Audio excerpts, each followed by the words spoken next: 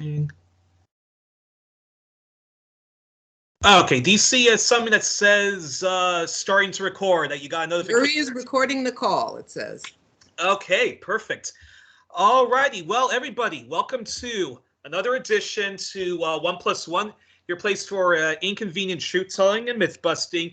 And we are rejoined by the brilliant indie journalist, media critic, NGO critic, racial social justice activist, and anti-imperialist writer and activist, senior columnist, and the executive editor of Black Agenda Report, which is news, commentary, and analysis from a Black left perspective, and a member of Black Alliance for Peace, which is not so new, but it's a pretty new leading anti-imperialist organization focusing on the continent of Africa and elsewhere where white supremacy and the Anglo-American, Canadian, pan-European colonialism is rearing its ugly heads. This is one of our Make Me Wanna Holler episodes, which are shows dedicated to the plight of the Black diaspora in North America, Britain, and our homelands of Africa, Haiti, and elsewhere, which you can find on the playlist, Make Me Wanna Holler. And again, I'm joined by my friend, mentor, beautiful heroine of mine, and wonderful human being, Margaret Kimberley. And you can find all my interviews with Margaret on the playlist, 1+1 episodes with Margaret Kimberley. Hey, Margaret, welcome back. Thank you so much. It's good to be. It's been a while, so it's good to see you again. It's been too long, and it's an honor to have you on Black History Month. So it's another special episode because it's on Black History Month, celebrated in North America, the U.S. and Canada, but everywhere as well, where the Black diaspora is. So so it's an honor to have you back, Margaret. And so let's get into it before the time runs out on us. So my first question, Margaret, I wanted to ask you was back in January, I think the now the late Archbishop Desmond Tutu passed away. And how do you assess his legacy? And I asked because you and your team at Black Agenda Reports often speak out on what you call the Black Misleadership class. And isn't it fair to say Desmond Tutu, Nelson Mandela, and the African National Congress are the Black Misleadership class in South Africa? Because while they did get rid of social racial apartheid, economic apartheid remains in place. No one, and I mean no one, was punished for their part in the criminal settler colonial state of apartheid South Africa. None of them faced punishment. None of them went to jail. None of them were barred from political office. They didn't get their land back. Yes. Not even reparations were handed down to those white supremacist state terrorists. So I wanted your thoughts on Tutu and Nelson Mandela's legacy, for that matter, because they were part of why the injustice in South Africa continues to exist. Sure. Tutu, I'll start out with the positive. He gets credit for labeling Israel an apartheid state. It's very important that people say that. He was a person of Peace Prize, Nobel Peace Prize winner, a person of renown and with credibility. And so it's very important when people such as himself say that, just say it out loud. And it's still something that is censored. You may know, or your viewers may know, a couple of weeks ago, Amnesty International, to my surprise, said that Israel is an apartheid state. And the reaction was what you would expect. They were attacked. Members of Congress here in the US attacked them. The New York Times disappeared the story, never reported on it. The Washington Post did, but it was always in a negative light. And what are they talking about? And it's interesting because when Amnesty International says things that go along with the imperialist consensus, they're always like, well, Amnesty International says that Assad is a killer or something of that sort. So I give him credit for that. But we do have to talk about the things that were unfortunate.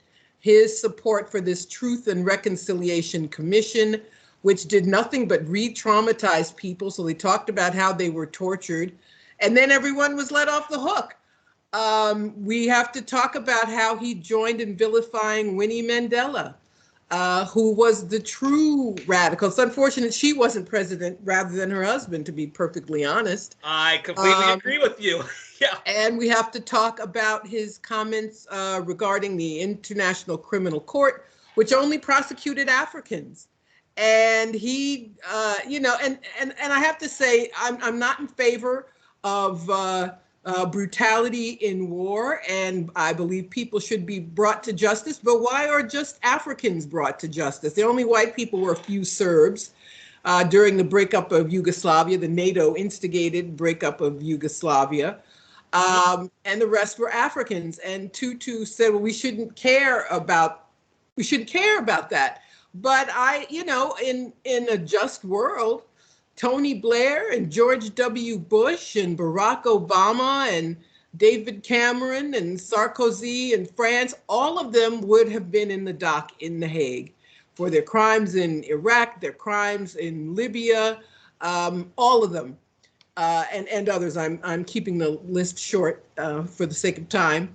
Yeah. So those are the issues I had with Tutu, and it's difficult, especially for Black people, when someone becomes prominent, and he did as a spokesperson against South African apartheid.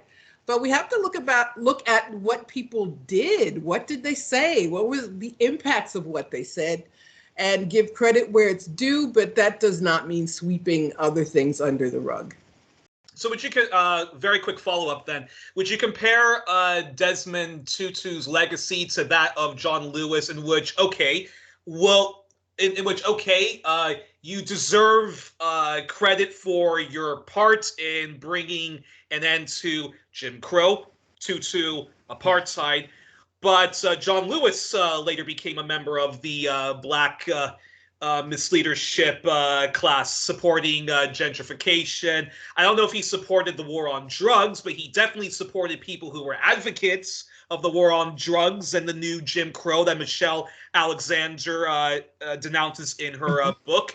When it came to Bernie Sanders versus Clinton, he chose Clinton.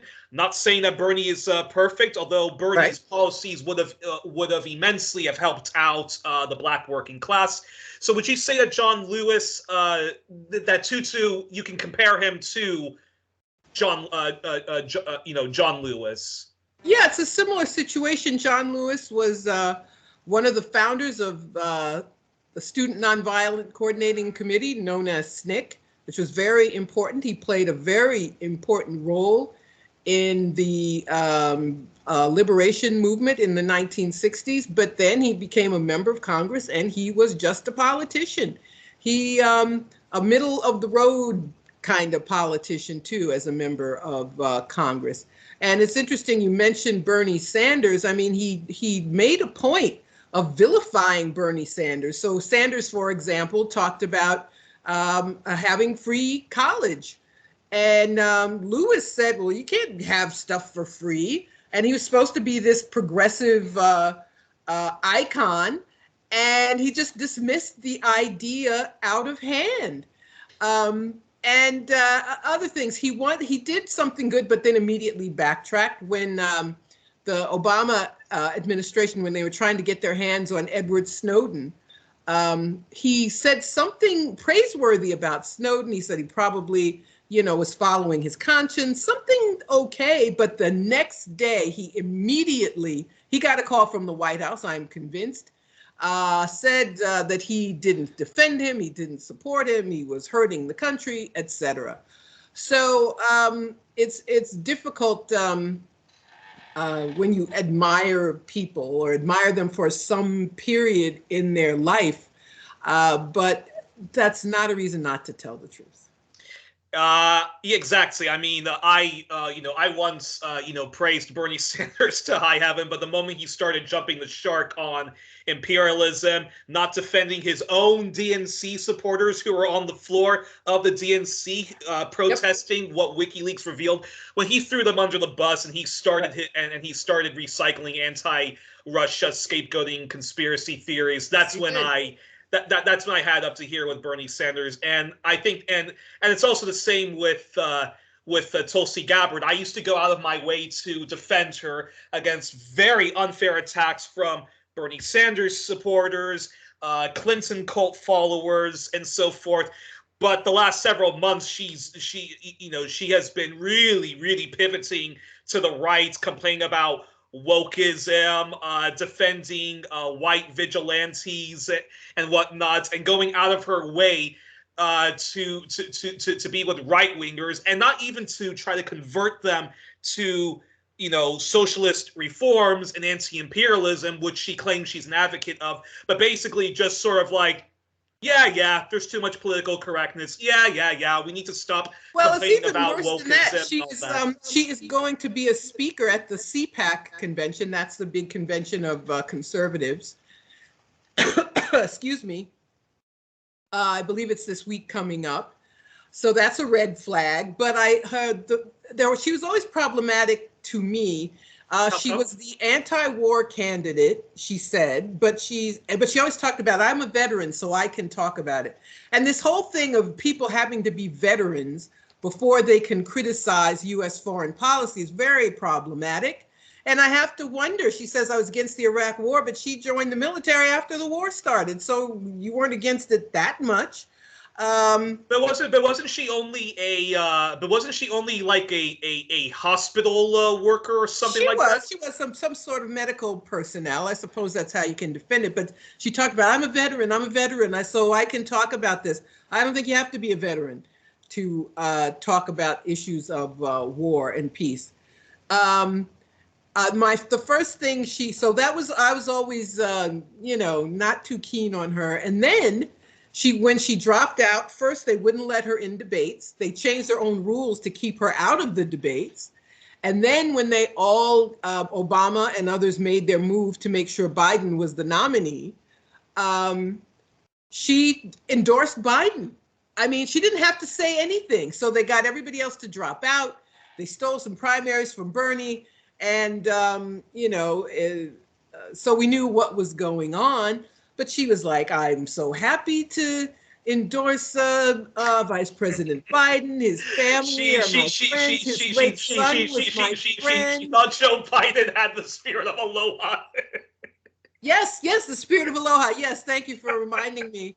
And I was like, you little traitor. So you never know with these people where they really stand. So that showed me a lot about her. But recently, as you, I think, alluded to, defending vigilantes, when the men who murdered Ahmaud Arbery were convicted, she said, well, that proves there's no racism. And then, like every scoundrel, put Martin Luther King in it.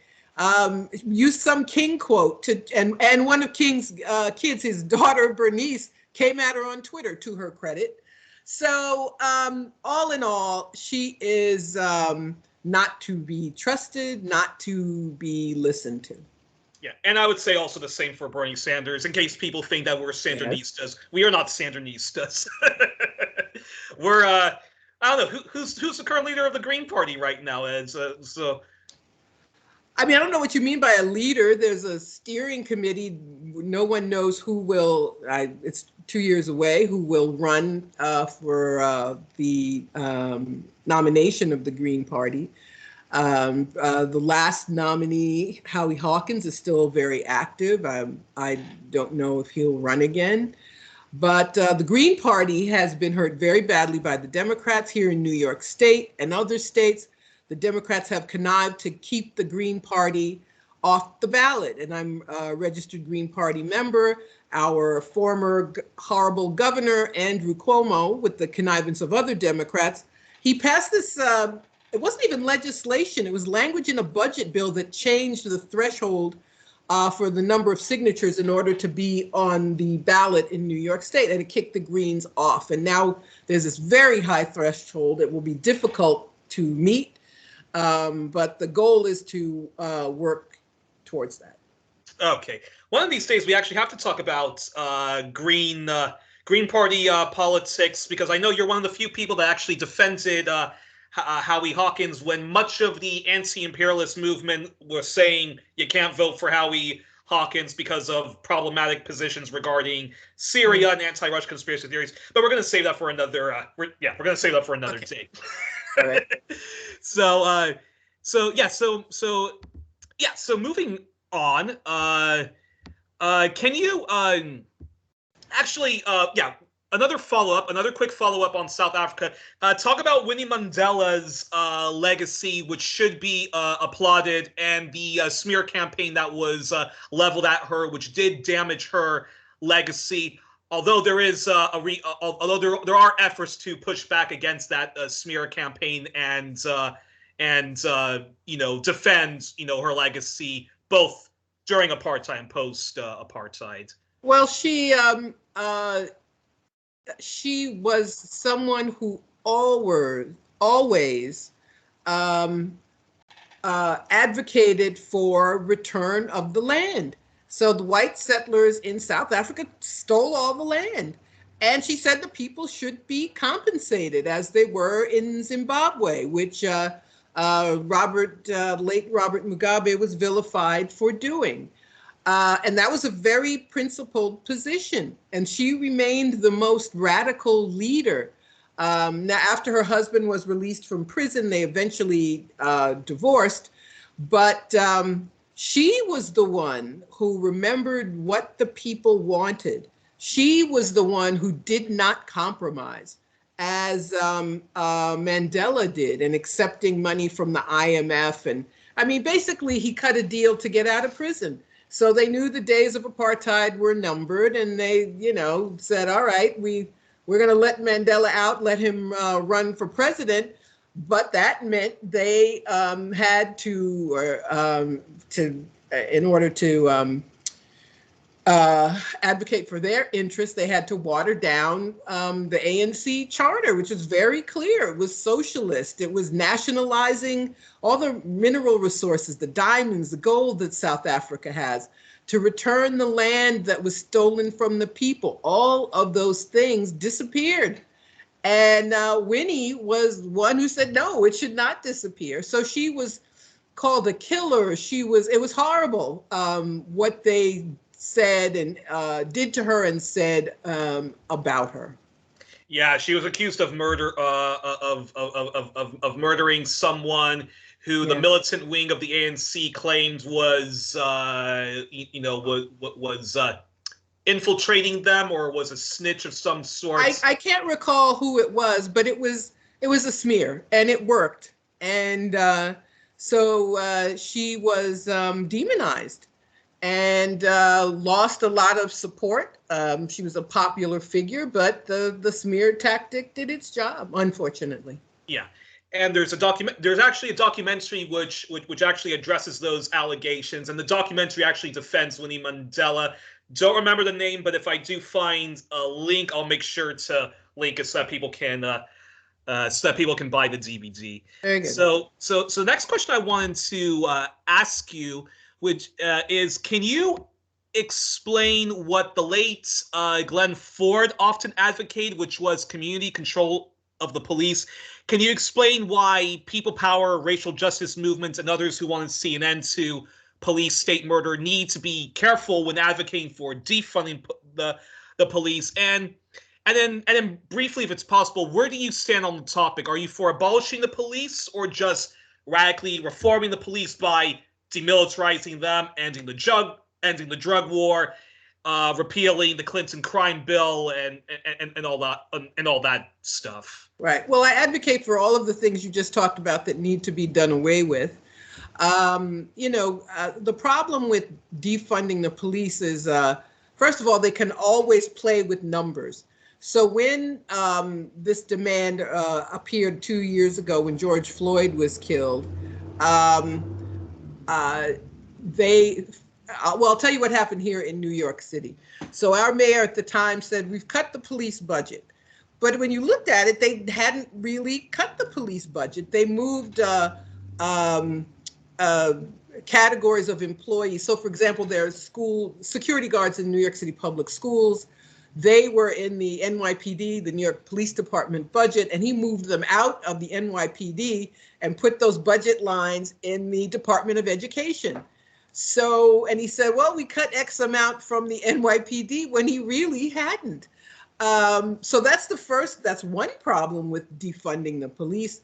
The other problem is if policing itself doesn't change, then you can get private police. So you have now schools say, okay, well, we'll get a private police force, or so you have to be careful. The demand can't just be about a dollar figure. The demand has to be about changing policing, about mass incarceration, about the militarization of the police, about decreasing the number of crimes people can be incarcerated for. All those things are very important. So if you just talk about money, you can still end up with the same police department that you have.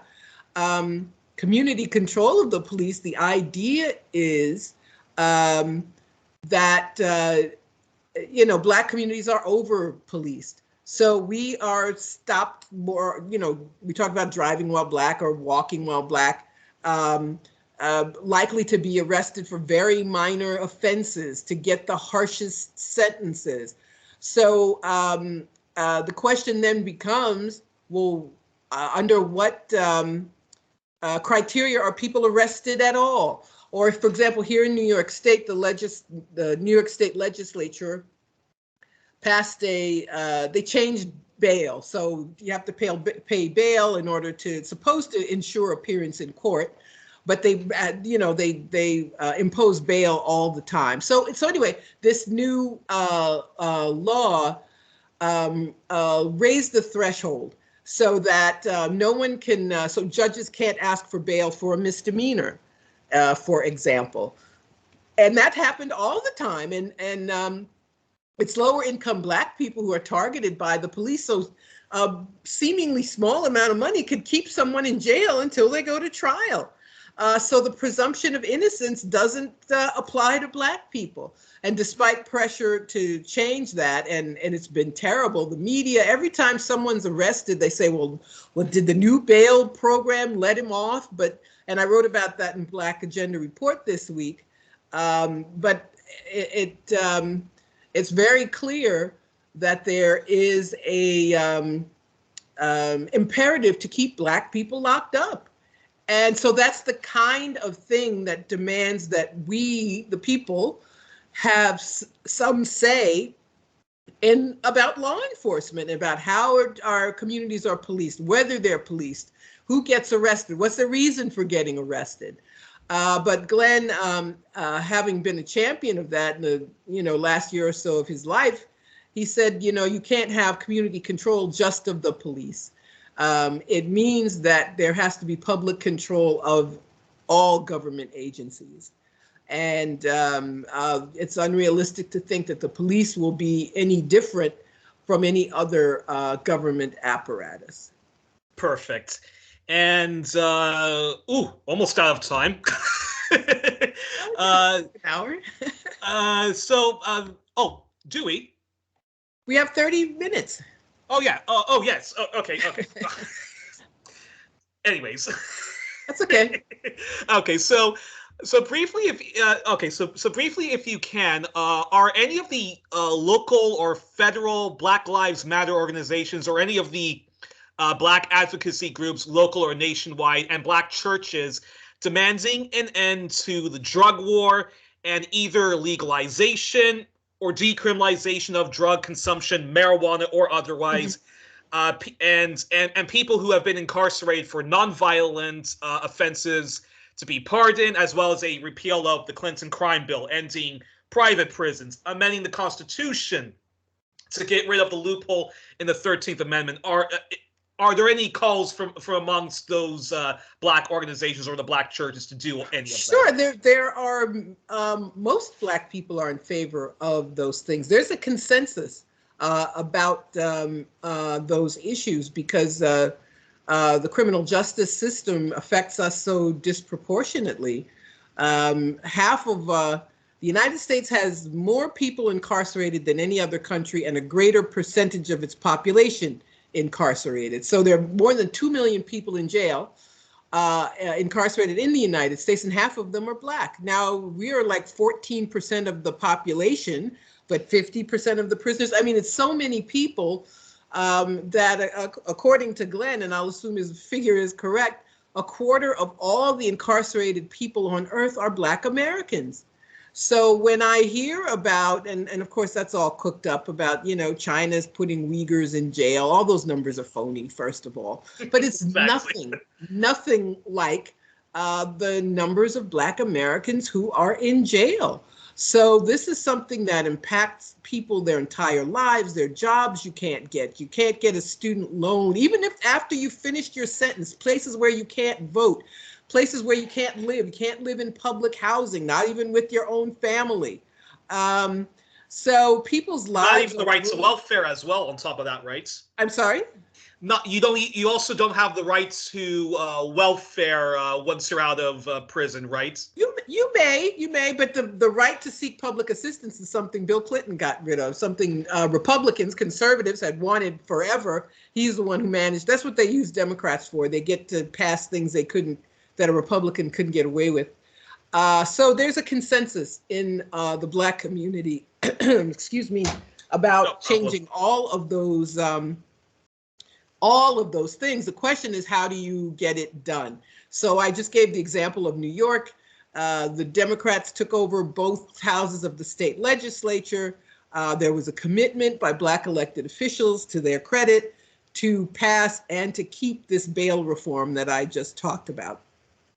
But that's often not the case. We are, as a minority, we're usually outvoted. I mean, there are places where Black people can't get anything they want. So, for example, most Black people live in the South, which is the most conservative part of the country, and are always outvoted. So almost all white people are Republicans. And so you'll have legislatures that are all Republican. So there's literally no representation at all. No concern about the fact that that's how it works, that you can just be told, well, majority rules, get over it. Or we're herded into, you must vote for Joe Biden. And he says he's not going to decriminalize marijuana. Now, that is something that's happening across the country, where small amounts of marijuana are no longer illegal or treated as misdemeanors, or, you can grow a certain amount. So there is a demand, but that's a demand across the board, and not just by Black people, but by white people too. But it's still very important. When they had so much stop and frisk in New York City, that's one of the ways that the horrible Mayor Bloomberg, that he got the police to do. So they stopped more people, they'd find some weed on you, and people would be arrested. With all of the, bail and so forth, the criminal record, all of the things that have damaged our lives. That hangs around literally like a noose amongst Black people, Latinos, and Native Americans. There absolutely is consensus on that. Yeah, it's unbelievable. But that's good that a lot of Black organizations are advocating that, because I think Michelle Alexander actually mentioned in her book, The New Jim Crow, and in one of the Netflix documentaries about either the crack epidemic or something related to mass incarceration, she made the point, and the filmmakers made the point, that actually much of the Black churches and Black politicians were advocating for get tough on crime and all, and all that stuff, right? Well, yes, it is true, because the bad old days, the 80s, early 90s with crack cocaine was quite devastating to our communities, and people rightly didn't want to suffer because of that. But as Black people, we have to be very careful when we ask for any sort of increases in law enforcement, because it means a wholesale sweeping up of people into the criminal justice systems and terribly long sentences. So where the punishment doesn't fit the crime. So that's a double-edged sword. But, having been through that, that's why it's more acceptable now to talk about defunding the police, or police abolition, or taking some activity out of their hands. So, for example, there's cities now where if someone's having a mental health crisis and you call 911, you will get paramedics with an ambulance and not police. So all of those things are it's very important to decriminalize as much as possible, as we possibly can. Exactly. And I also just have to say, even if somebody does hurt somebody else while under the influence of crack or even alcohol, if the person does have an addiction, so forth, put them in a put them in a rehabilitation facility. Don't put them in jail, because that doesn't help.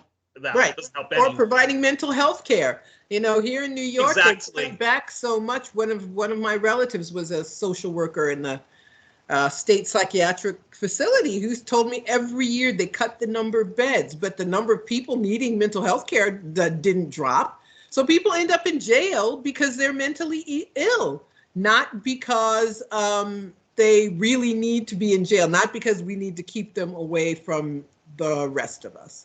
So this neoliberalism, austerity, it ends up doing so much damage to people, but the punitive nature of society doesn't change. Exactly. So the combination of the two is very, very damaging to us. Yes, and people should actually check out a past episode of 1+1 where I had Daniel Terade of Socialist Action Canada and the NDP Socialist Caucus, and we talked about the need to merge mental health care with an existing single-payer system or a future single-payer system, like in the United States, which we don't have, but needed. Exactly. Which we need desperately. Exactly. And wait, let me see. Then, well, we still have some time, so I'm gonna add another question here, which is, can you talk briefly again, if you can, so I can get to this very important topic I want to talk to you about. But can you briefly, if you can, talk about why Black capitalism is not the solution to the plight of Black people? Capitalism is the problem. Capitalism is the enemy. So we don't need more capitalism. We need less. We need socialism. We need public ownership of the means of production. We need a publicly run healthcare system. Those are the things that are needed. We don't need Black people to be part of this exploitative class of people.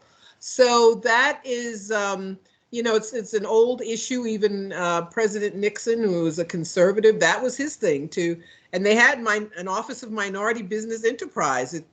People forget Reagan is one who got rid of all those things, but there were Republicans connected with these efforts. And, I'm not going to begrudge people who got a leg up in these programs, but that's not where the help needs to come from.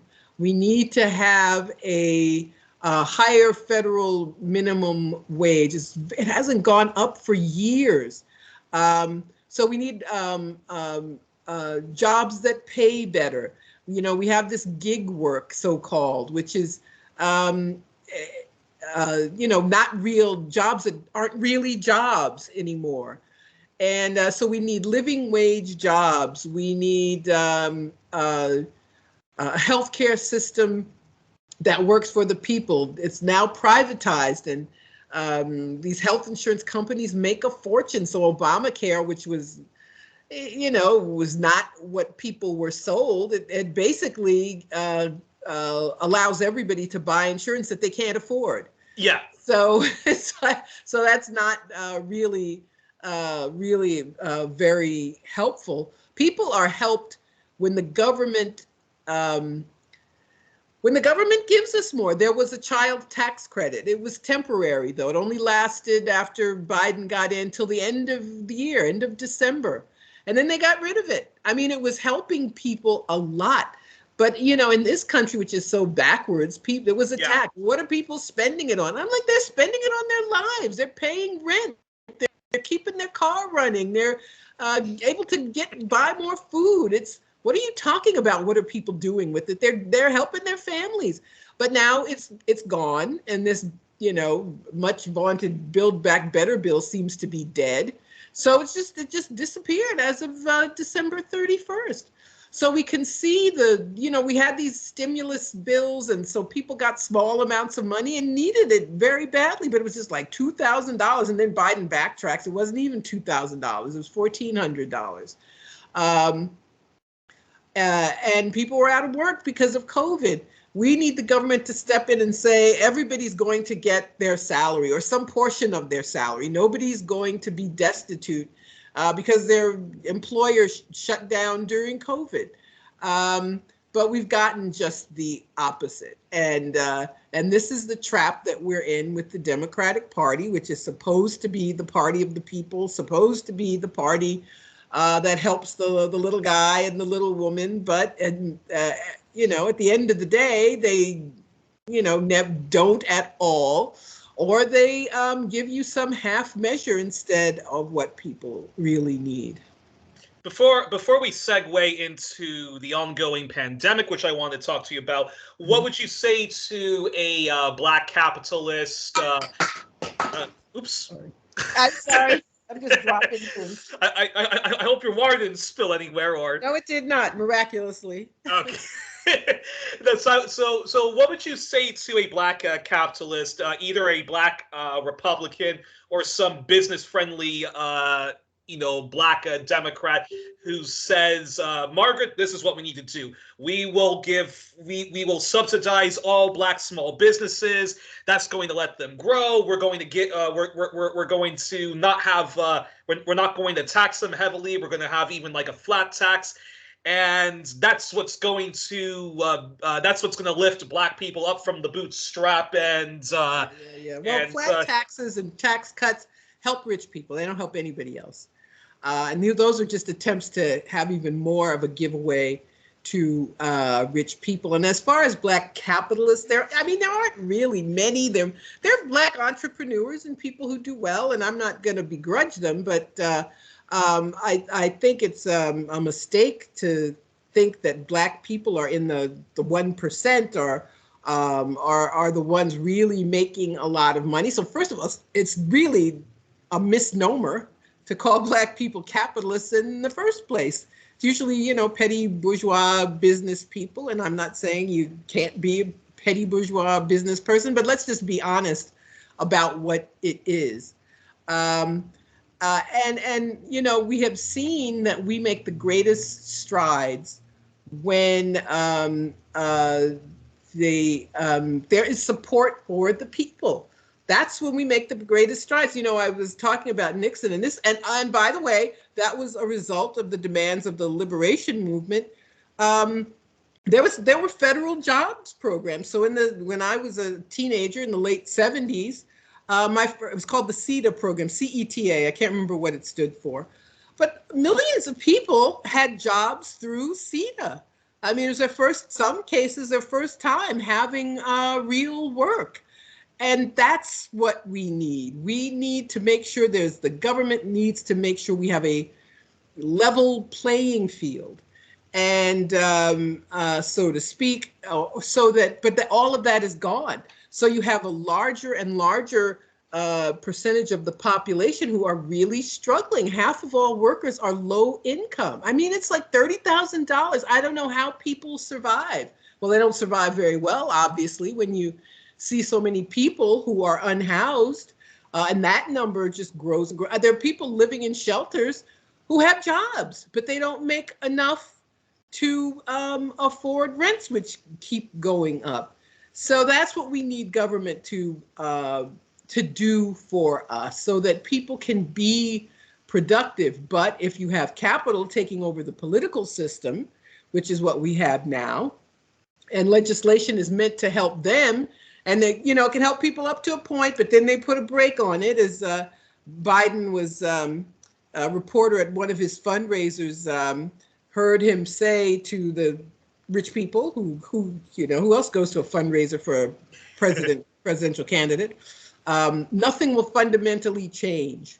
So of course you only got a little stimulus, and of course the child tax credit only lasted a year. And there are people talking about bringing it back, but say, well, it has to be means tested because allegedly there are too many people who are gaming the system. Who don't need the money, instead of acknowledging that a lot of Americans need help.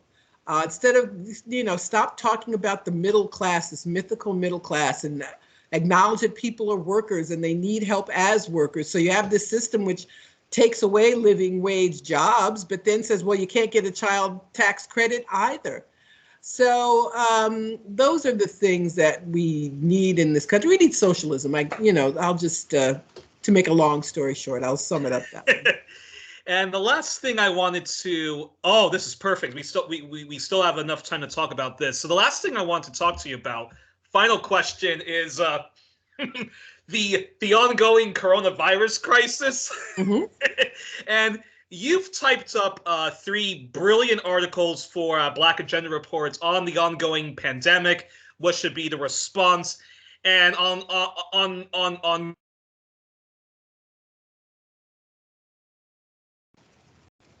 Oh dear. Is he frozen? Am I frozen?